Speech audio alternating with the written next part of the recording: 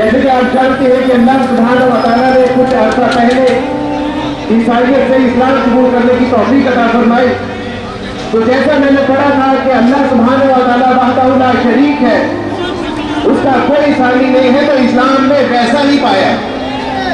میں نے جیسا پڑھا تھا کہ Quran this is the last and final statement, جیسے میں نے پڑھا تھا ویسے ہی پایا، اور میں نے دیکھا کہ محمد صلی اللہ علیہ وسلم خاتم النبیین ہے، آپ تمام انسانیت کے لیے ایک معیار حق بنا کر بھیجے گئے ہیں، تو ویسے ہی پایا۔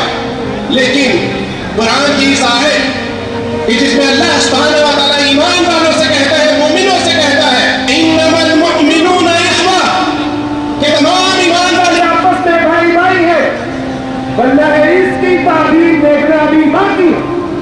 ہم نے دیکھا کہ فلسطین میں ہمارے بہن، ہماری بھائی، ہمارے بچے، ہمارے بزرگوں کو گاجر اور مولی کی طرح کاٹا جا رہا تھا، اور اس وقت ہماری قوم ورلڈ کپ دیکھنے میں مصروف۔ میں آپ کو بتانا چاہتا ہوں کہ ہم وہ قوم ہیں جنہوں نے اپنا خون بہایا تھا، جنہوں نے حق کے لیے علم بلند کیے تھے، جنہوں نے اللہ کے دین کے لیے اپنے آپ کو وقف کیا تھا، لیکن آج وہ امت مسلمہ کہاں سو رہی ہے؟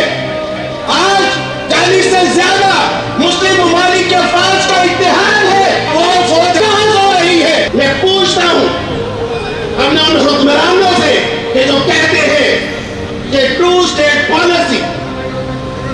پالیسی کا مطلب یہ ہے کہ ایک ریاست ان کو دے دی جائے، ایک ریاست ہم لے لیں۔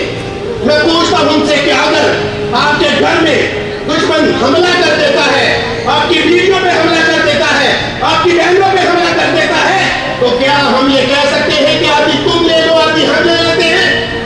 میں چیف آف آرمی اسٹاف صاحب سے پوچھنا چاہتا ہوں کہ جناب آپ تو حافظ قرآن، کہ آپ کی نظر سے انما المؤمنون اخوہ کی آیات نہیں گزری؟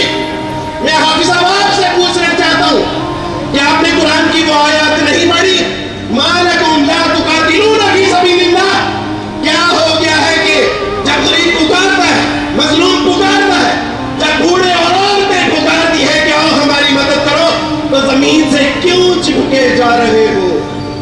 علامہ شہید رحمۃ اللہ نے بتایا کہ میں نے حرم میں ایک فلسطینی کو دیکھا تھا جو پاکستان کے مسلمانوں کے لیے دعا کر رہا تھا، تو میں نے اسے کہا کہ پاکستان کے لیے کیا دعا کرتا ہے؟ اپنے فلسطین کے لیے دعا کرتا ہے۔